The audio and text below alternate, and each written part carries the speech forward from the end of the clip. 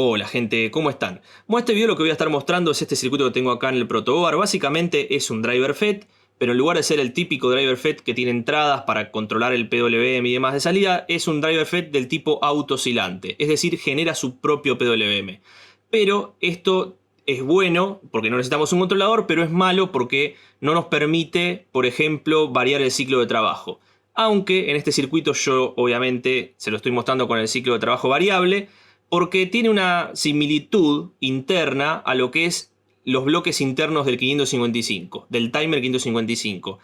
Y basándome en algunas configuraciones para variación de ciclo de trabajo PWM en 555, lo pude implementar en este driver FET para poder llevar a cabo una fuente sincrónica y mostrarles a ustedes un uso práctico de esto. Así que hay un montón de temas para ver en este video que vamos a ver ahora en un instante.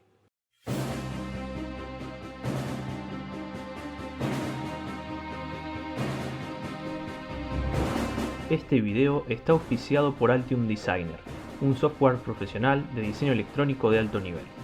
Con él podremos crear diagramas y circuitos impresos de manera profesional, uno de los software más buscados por las empresas. En la descripción dejaré el link para el que desee realizar una prueba. Muchas gracias. Bueno, acá estamos en el pizarrón, como ya están acostumbrados. Básicamente es un driver FET del típico autooscilante. ¿Qué quiere decir? Normalmente un driver FET nosotros estamos acostumbrados a tener una salida para un MOSFET que se conecta a otro MOSFET, que tenemos acá la salida de los drivers, un punto medio, una alimentación, tenemos una entrada y otra entrada. Bueno, acá suele haber otro pin más porque tenemos que tener lo que viene a ser el bootstrap, ¿no? Con un capacitor. Normalmente esto es un driver FET, ¿no? Tenemos el high, el low, tenemos la entrada high, la entrada low, y acá nosotros ponemos PWM. A veces viene las dos así sin negar, a veces viene una negada que nos facilita porque las conectamos juntas. Bueno, depende como sea. Algunas veces viene una sola entrada y automáticamente adentro se encarga de, por ejemplo, cuando viene con una sola entrada, yo acá tengo un input, adentro se encarga de hacer la simetría complementaria y que nunca esté prendido los dos transistores a la vez, por ejemplo, para hacer un corto. Bueno, esto es normal, es un driver FET clásico.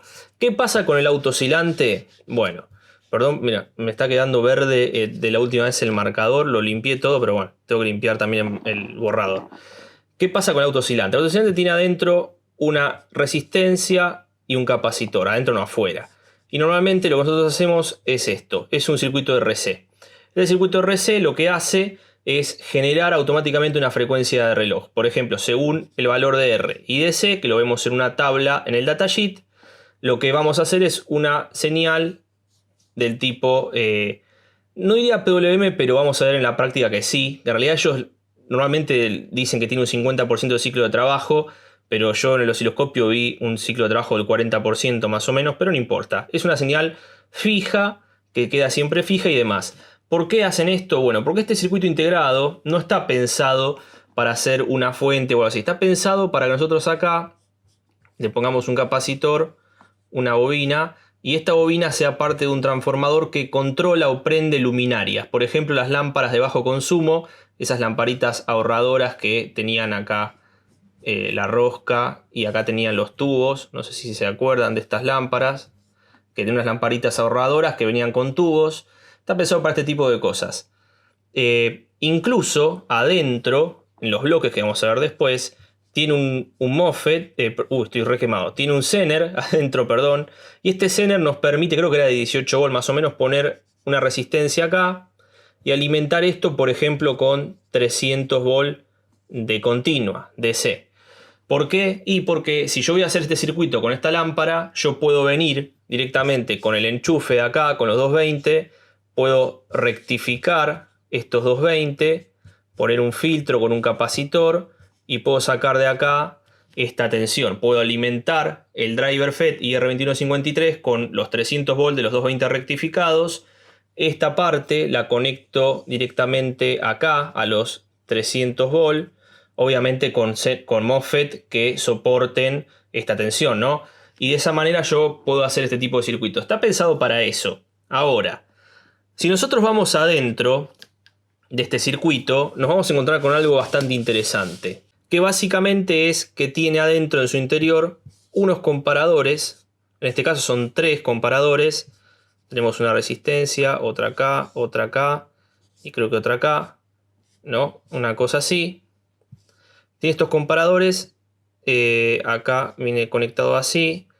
Y esto ya no sé si tendrán alguna idea, pero es parecido a algo, ¿no? Ahora se van a dar cuenta por qué, ¿no? Tiene este comparador acá, listo, esto entra a un flip-flop, esto entra a otro flip-flop que tenemos acá. Después hace algo y todo termina en los driver FET de salida, ¿no? Como todo. Pero tiene esta cosa que es muy interesante. Acá tiene un transistor MOSFET también, que se controla algo de ahí. Y después acá tenemos un buffer que también es controlado por este. Vamos a saltar toda la resistencia y todo, que viene acá.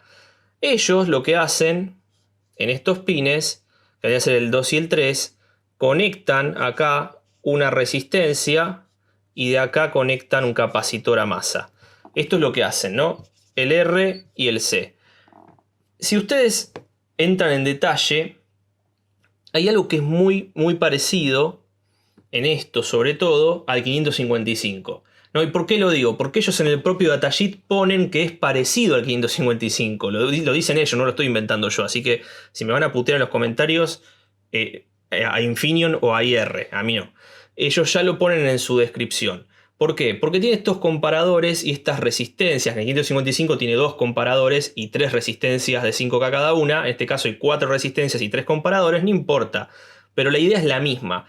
Son comparadores que van comparando las fracciones de tensión que tienen entre estos puntos. Y después, bueno, según en qué tensión, en qué umbral están de tensión y demás, activan o no distintos flip-flop. ¿Y por qué tienen 2? Porque tienen doble salida. Obviamente tienen una salida high y una salida low para lo que viene a ser el MOSFET de arriba y el de abajo en la salida del driver. Pero no importa, eso no hay problema con eso. Hasta ahora no lo vamos a ver. Pero tenemos una salida acá que tiene una especie de buffer, ¿no? Que vendría a ser la descarga de 555, que es donde conectamos la resistencia. Después tenemos acá otra salida, que esto que está acá viene a ser el umbral o el trigger, mejor dicho, no el umbral, el trigger del 555, que es el pin número 2 en el 555. En este caso es el 3 y este es el 2. Y bueno, es muy parecido. Y si es tan parecido al 555, ustedes saben que tienen el multivibrador estable del 555, que lo que hace es generar una señal, un clock a la salida con este circuito. Normalmente el 555 tiene otra resistencia más que va a positivo acá, y ahí hacen las 2 resistencias del capacitor de afuera y ya tienen todo. Ahora, si nosotros vamos al 555, no sé si se acuerdan de ese integrado, el 555 tiene una configuración muy interesante para generar PWM. ¿Cómo lo hace? Bueno, primero con un marcador que funcione. Ahí está. Bueno, lo hace así. Tenemos el pin número 7, que era descarga. El pin número 6, que es threshold, umbral. Y el 2, que es trigger. Bueno, ahí está. Nosotros en el 555 hacemos esto. Ponemos esto así. Ponemos esto a positivo. Y acá ponemos esto a masa, ¿no? Esto es lo que hacemos en el 555 para hacerlo oscilar. Ahora, si yo le quiero poner ciclo de variable, ¿no? PWM al 555, esto es un 555. Yo lo que quiero hacer PWM, ¿qué es lo que hacemos? Ponemos unos dioditos y un pote, como ustedes ya conocerán.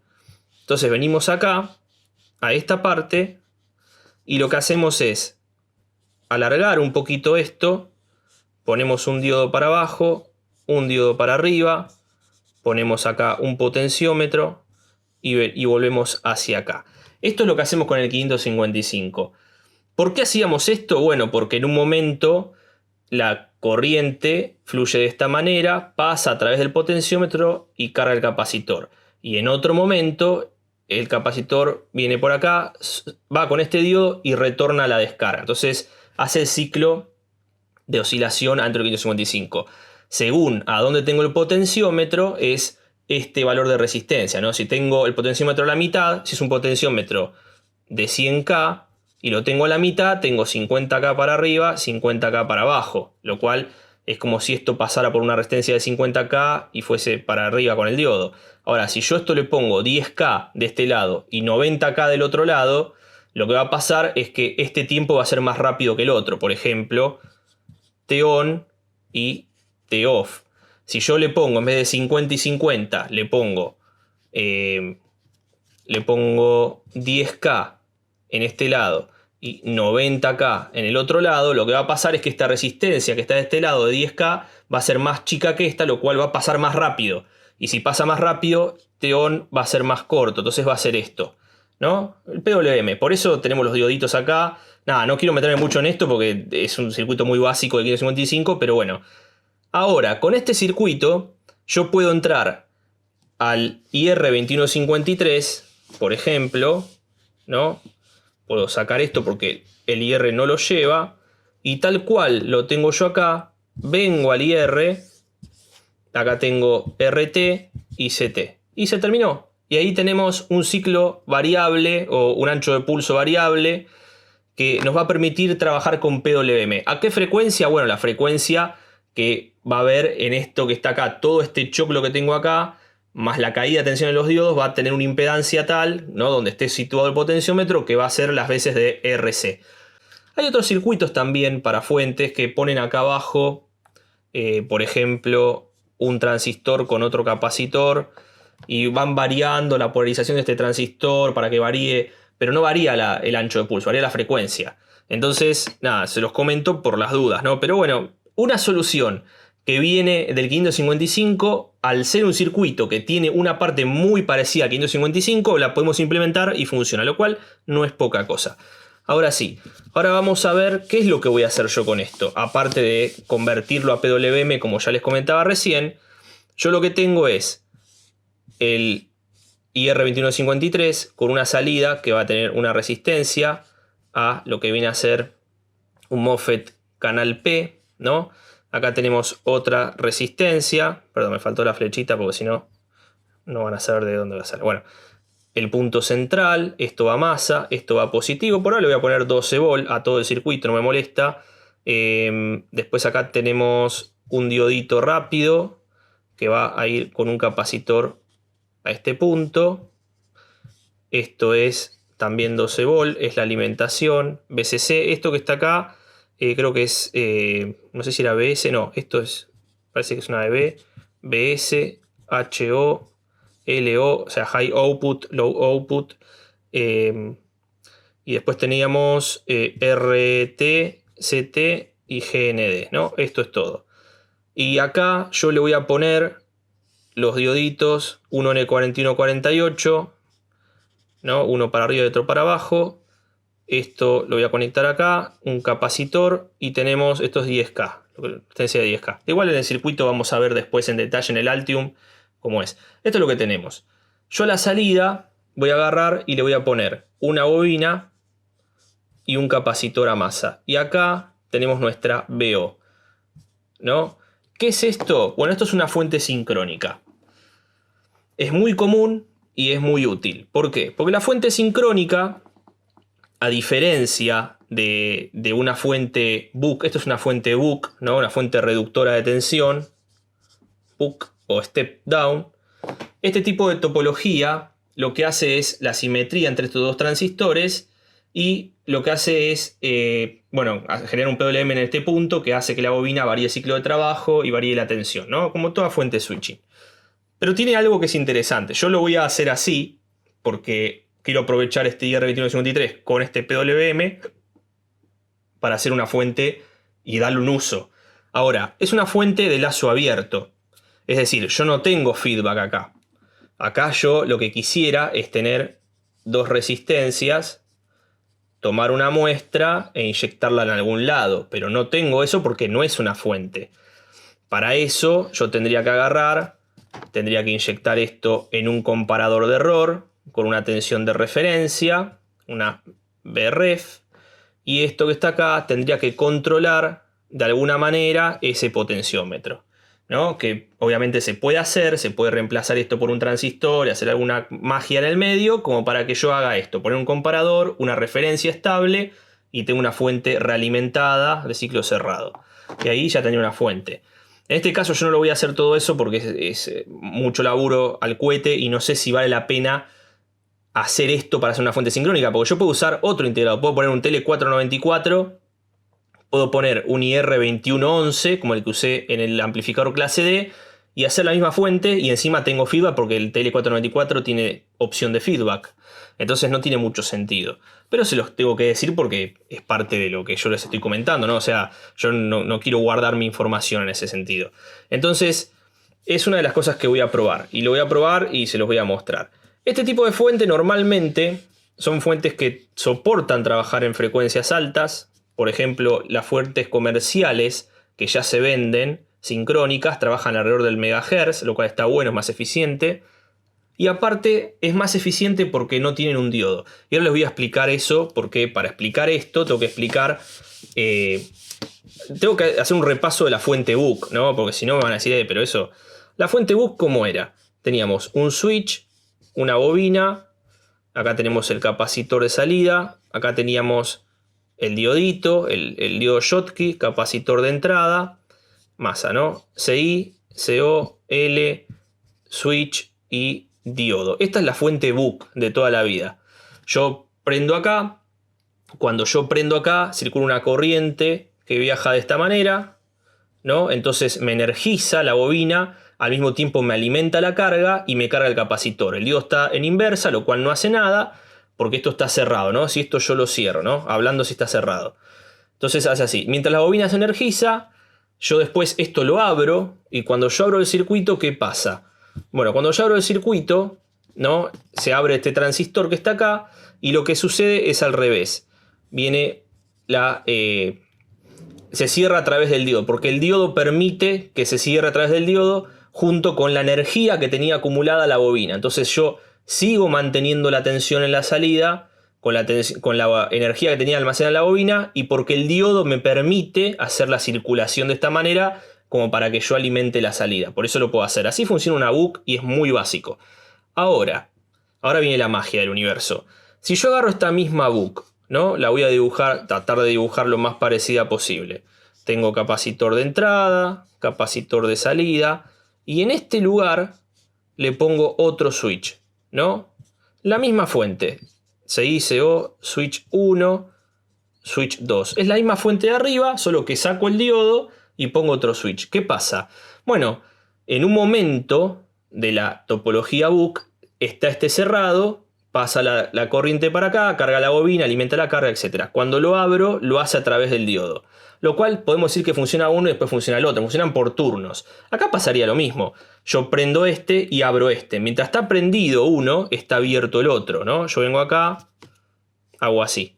Entonces, mientras está prendido este, circula corriente, energiza la bobina, carga campo electromagnético, carga capacitor, me energiza la carga, este está abierto, lo cual no pasa nada. Ahora, si yo abro este circuito y cierro el otro, cierro el de abajo, ¿qué es lo que pasaría? Y bueno, ahora es como si tuviese el diodo, pero ideal, porque es un switch. Entonces, los 0,5 volt que tenía acá ya no los tengo.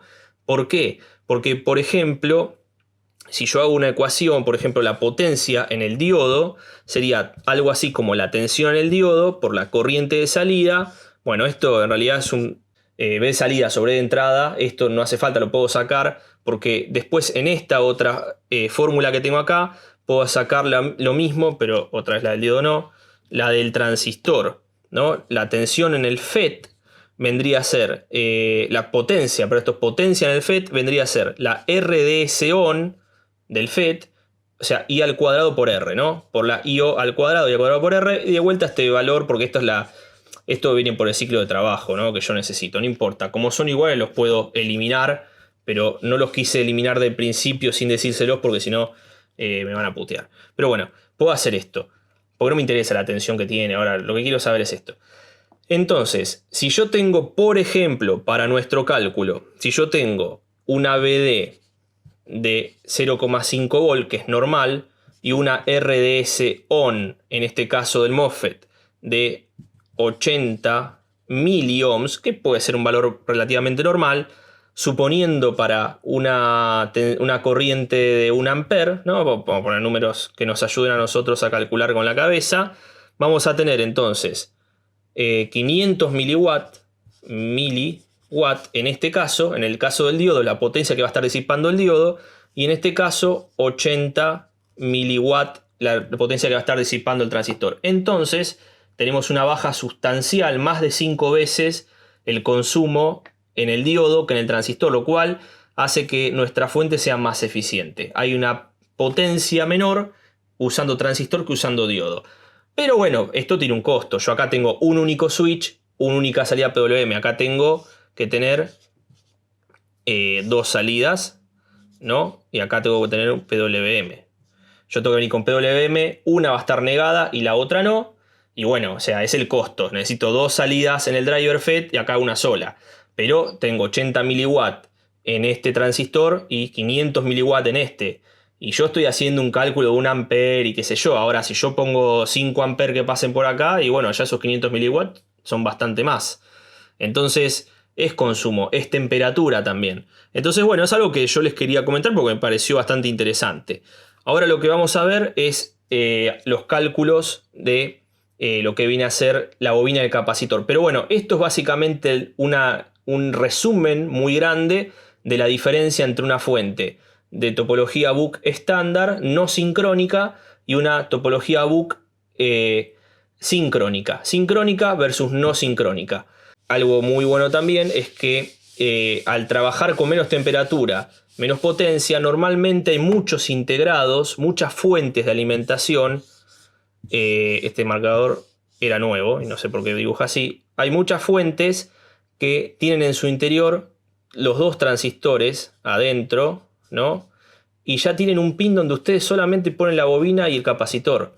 Y la alimentan acá, acá cierran. Bueno, acá tendrá un divisor resistivo para el feedback. Entra adentro, comparador de error, qué sé yo, y chao. Hay muchas fuentes que son así, que ya tienen adentro los 2 transistores. Y bueno, como consume menos el transistor de abajo y demás, lo que va a pasar es que lo pueden hacer con más facilidad que poner un diodo. Ya sea el diodo es más barato. Pero bueno, si ponen un diodo acá va a calentar más y demás. Bueno, hay muchas fuentes que lo hacen de esta manera. De hecho, tienen más control. Porque al tener un control de tiempo muerto, un dead time, ¿no? Yo tengo este ciclo de trabajo. Y del otro lado, yo lo que tendría es un ciclo de trabajo que tiene un tiempo muerto, ¿no? Es un dead time, que nos va a permitir a nosotros también trabajar de una manera un poco más segura que con el diodo y demás. Entonces, bueno, tiene algunas mejoras. El problema que tiene la fuente sincrónica es en el consumo. Cuando ustedes tienen muy poco consumo como carga, normalmente tiende a funcionar con menos eficiencia que cuando tienen un consumo más alto. Lo cual, bueno, es bastante interesante. De hecho, estas fuentes, cuando trabajan en mucha potencia, se usan mucho junto a otros bloques exactamente iguales en paralelo y hacen multifase de esta manera. Y bueno, hay un montón de complejidades que se pueden ir agregando, ¿no? Se puede hacer tan complejo como uno tenga ganas de hacerlo. Pero bueno, nada, quería mostrárselo porque me pareció interesante. Ahora, si yo tengo el IR2153 con los 2 MOSFET, lo voy a representar nada más, no me interesa hacer el circuito completo porque ahora lo vamos a ver al Altium y ya está. Pero tengo este circuito, ¿no?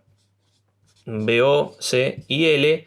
Lo que yo voy a hacer ahora es una serie de cálculos muy básicos como para que tengan una idea. Por ejemplo, la variación de la corriente de la bobina, ¿no? El ripple y demás. Tenemos 0,3 por la corriente de salida. Esto para 1 ampere, que es lo que yo voy a estar trabajando, nos da 0,3 por 1 nos da 0,3 ampere.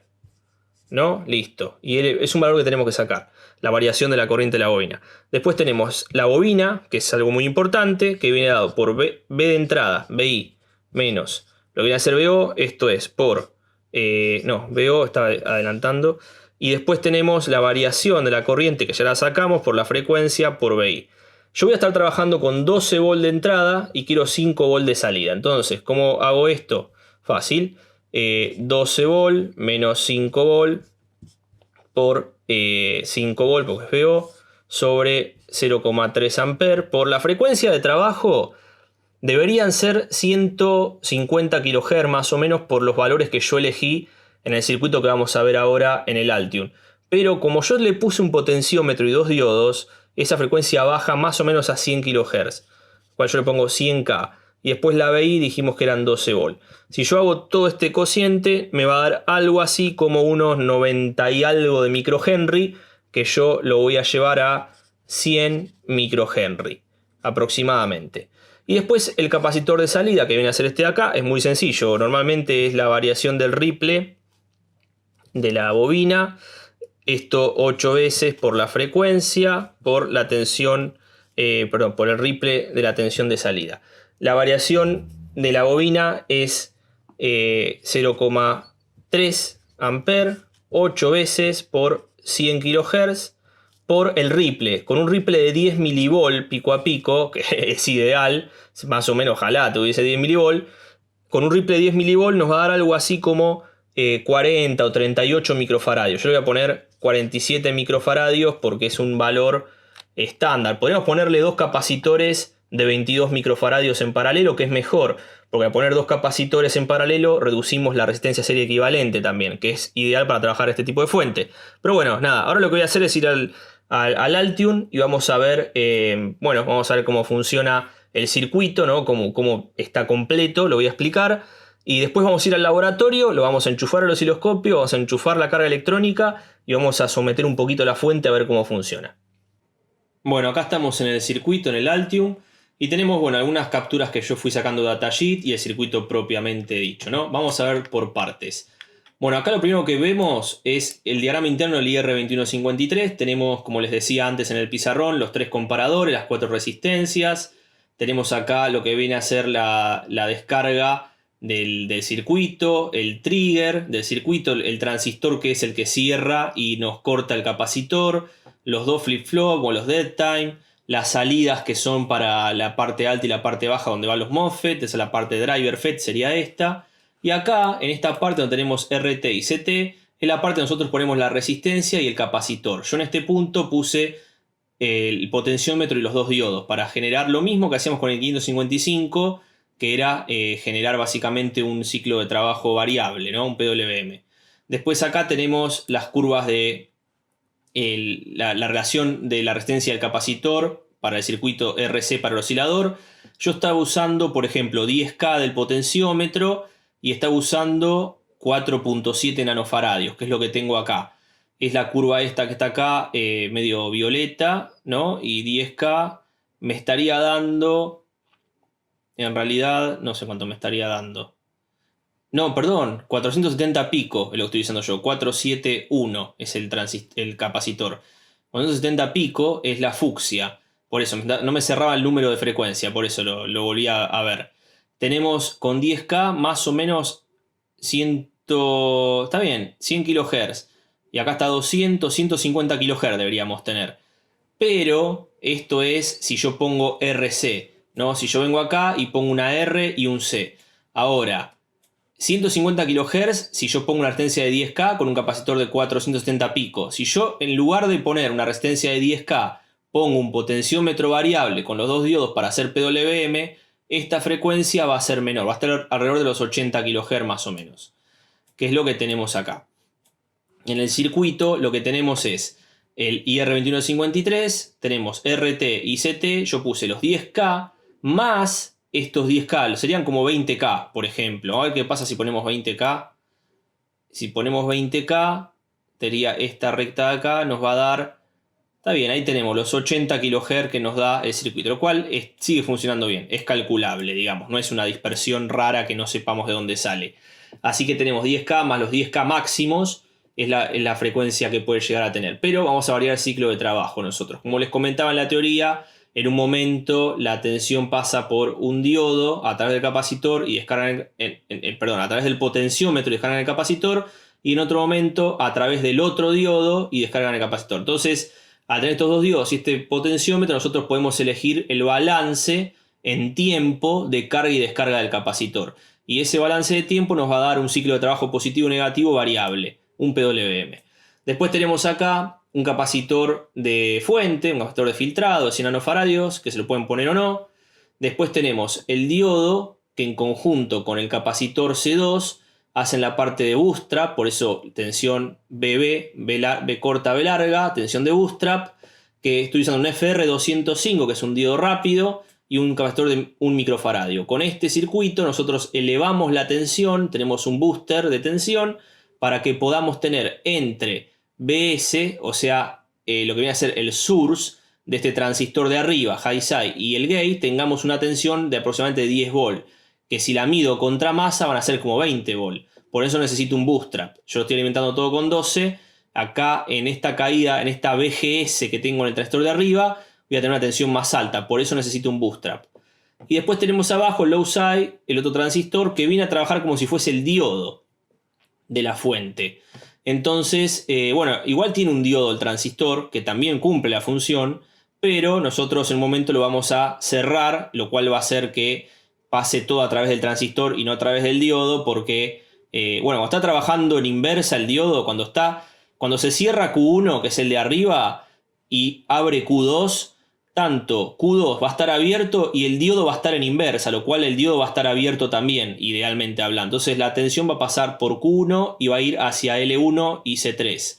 Ahora, cuando yo abro Q1 y cierro Q2, podría retornar por el diodo, pero el camino más fácil es retornar por el transistor, porque el transistor tiene una RDS-on mucho más baja que la tensión que nos va a dar el diodo, entonces va a buscar el camino más corto. Obviamente una parte se va a filtrar por el diodo, pero la mayor parte se va a filtrar por el transistor. Por eso bajamos la potencia de disipación en este componente en lugar de poner solamente un diodo.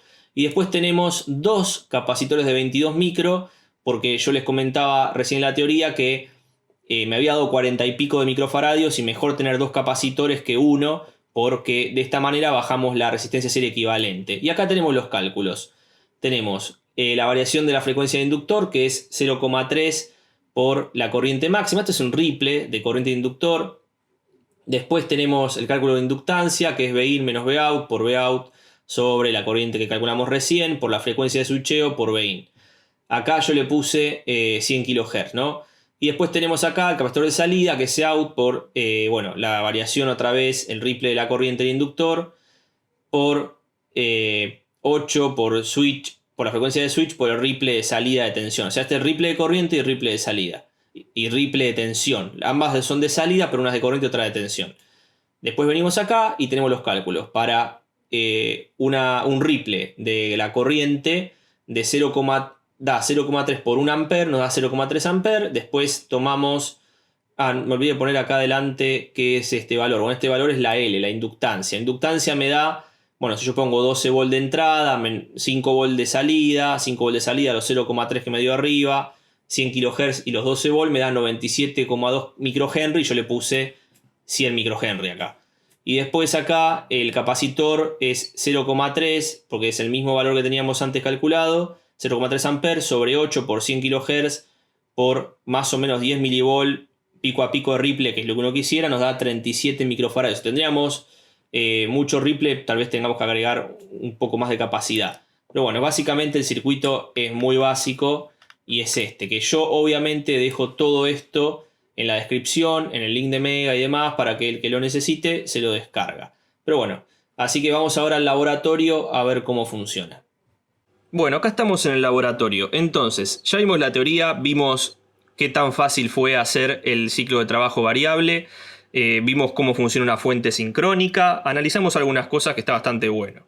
Ya vimos los cálculos también, así que bueno, lo que nos queda ahora es comprobar toda esta teoría y bueno, analizar un poquito, poner la carga electrónica que tengo acá, poner el osciloscopio que ya estarán viendo y bueno, nada, vamos a ver cómo funciona.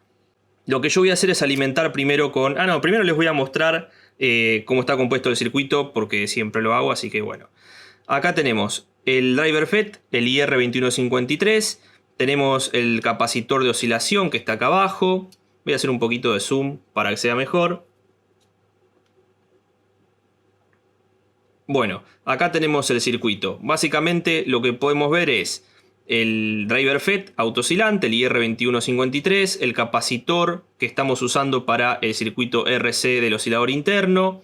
Después la resistencia, que es esta de 10K, va hacia los dos diodos para conformar el ciclo de trabajo junto con el potenciómetro, que esto es lo que vimos antes en la teoría, lo mismo que hace el 555 básicamente. Después tenemos un capacitor de desacople, este es un capacitor de filtrado de fuente, mejor dicho. Acá tenemos el diodo rápido, que es el FR205 para la parte bootstrap. Tenemos el capacitor de 1 microfaradio para la parte bootstrap. Los dos MOSFET canal N, la bobina de salida, las resistencias de gate, que son de 47 ohms, el capacitor de salida. Bueno, básicamente tenemos la fuente, no tiene mucha más ciencia.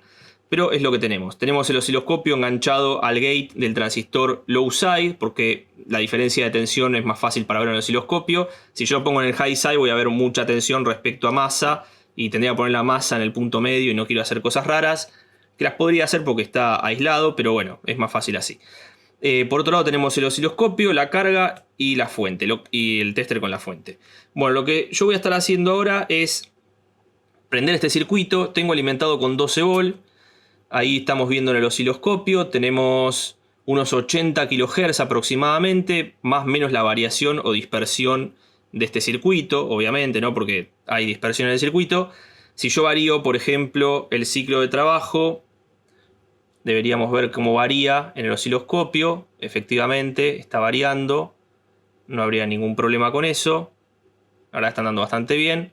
Bueno, o sea que el circuito para modificar ciclo de trabajo efectivamente funciona, que es una de las cosas que me interesaba a mí. Si no, este circuito no lo logra hacer. Por otro lado, yo tengo 12 volts de entrada, y como ustedes saben, las fuentes sincrónicas trabajan mejor con carga que sin carga, ¿no? Por eso hay algunas fuentes que modifican la frecuencia. Aparte de hacer PWM, hacen variación de frecuencia también, ¿no? Entonces, de esa manera logran controlar las corrientes bajas, ¿no? Que es uno de los puntos débiles que tiene la sincrónica. Lo que yo voy a hacer ahora es poner la carga electrónica que tengo acá, que ya la conocen de siempre. Voy a conectarla donde está el capacitor, básicamente. No hay mucha magia acá tampoco. Tengo que prenderla, obviamente. Ahí la prendemos. Tenemos seteado 1 ampere. Yo lo voy a bajar un poco. A ver a cuánto le ponemos. Vamos a ponerla a 500 mA.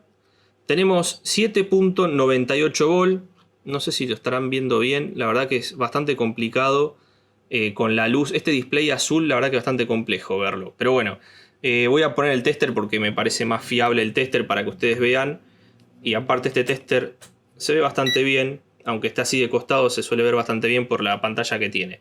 Vamos a medir la tensión. Obviamente, sin carga, la caída de tensión en estos cables es menor. Cuando yo le empiezo a poner carga, se empiezan a calentar los cables, actúan como una resistencia, y la tensión que yo mido en la fuente que tengo allá en el laboratorio es distinta a la que tengo en el protoboard. Entonces eso me va a generar una variación. Por ejemplo, yo ahora tengo, si yo me pongo a medir, tengo 11,96 volt, pero tengo la carga electrónica apagada.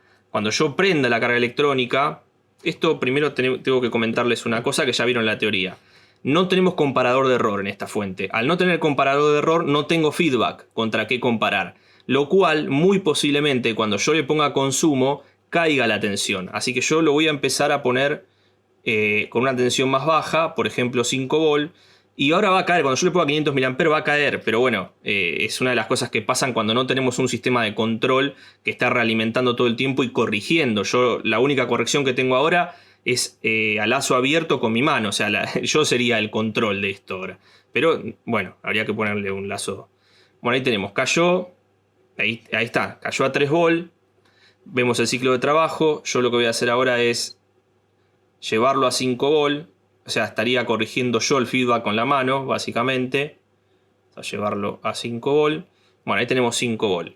¿Qué pasaría ahora? Si yo vuelvo a medir, tenemos 11.6, teníamos 11.9, lo cual ya hay consumo. Estos cables de protoboard, que son un desastre, me están generando una pérdida, lo cual no tengo 12 volt. ¿Por qué digo esto? Por los cálculos que hicimos en el pizarrón, hay que tener en cuenta eso. Después también, yo acá leo 5 volt, no sé si hay 5 volt. O sea, la verdad es que no confío mucho en la tensión que me mide esto. Así que tenemos 5,2. O sea, tengo más tensión de la que realmente mide. Tengo 200 milivolt más de lo que mide esto. Así que podría bajar un poco la tensión incluso. A ver ahí cuánta tensión tenemos. 4,96. Tengo 5 volt más o menos con 500 mA. Ahí tenemos un volt, más o menos. Bueno, tengo 5,5 volt, me parece que es mucho. 5,7 volt me marca el multímetro. A ver si puedo hacer algo sin romper nada. Quiero ver si el multímetro acá. Le di mucho al potenciómetro, como siempre. Bueno, acá tenemos 1 ampere, 4,9 volt. Y yo vengo acá y mido. Tengo 5 volt de salida a 1 ampere. O sea, el circuito funciona. Podemos ver el osciloscopio que está funcionando bastante bien.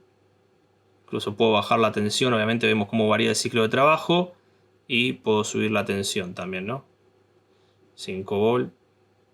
Estamos con 1 ampere de consumo, ¿no? Pero bueno, ahora puedo subir un poco más también. Pero bueno, básicamente lo que yo quería mostrar es el circuito que está funcionando bien. Bueno, ahí lo que hice fue desconectar la carga electrónica porque ahora quiero mostrarles un poco el circuito. Achiqué la escala de tiempo acá del osciloscopio. Si vemos cómo se mueve el ciclo de trabajo, anda bastante bien, la verdad. Se mantiene en los 80 kHz porque tiene el circuito este con el potenciómetro, ¿no? Pero, por ejemplo, lo voy a desconectar ahora para que se vea el circuito normal, ¿no? Como sería en la vida real. Obviamente, si no tiene nada, no va a hacer nada. Voy a poner los diodos y la resistencia por acá. Y lo que vamos a hacer es poner esta resistencia de 10K, que es la que yo había puesto al principio, entre el pin 2 y 3, que es lo que tenemos que hacer. Y ahí tenemos una frecuencia fija, una frecuencia de 141 kHz, lo cual, al agregarle esto, obviamente tenemos una pérdida junto con los diodos, ¿no? Y bueno, eso se los muestro porque después cuando van al circuito y analizan la curva, ¿no? La curva que nos da el datasheet para variar la frecuencia según la capacidad que ponemos, la resistencia y demás, no les va a hacer match. O sea, necesitamos que la frecuencia sea la correcta para calcular la bobina y el capacitor. Pero bueno, en este caso, nada, yo se los muestro porque hay divergencias. Vean que cuando le ponen el potenciómetro para hacer ciclo de trabajo variable, la frecuencia cae. En este caso, de 140 kHz bajó a 80 y algo. O sea, es bastante lo que bajó, casi un 50%. Entonces, nada, es importante tenerlo en cuenta. El problema que tenemos acá es que yo si varío esta resistencia, le pongo el potenciómetro acá junto con la resistencia, lo que va a pasar es que voy a variar la frecuencia nada más, no voy a variar el ciclo de trabajo, por lo que les comentaba antes.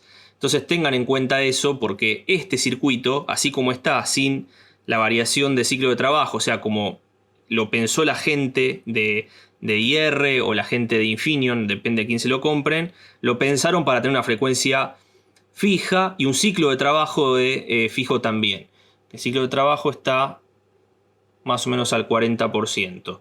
Eso es lo que tenemos acá. Yo, de hecho, esto lo tengo... O sea, esto está andando ahora.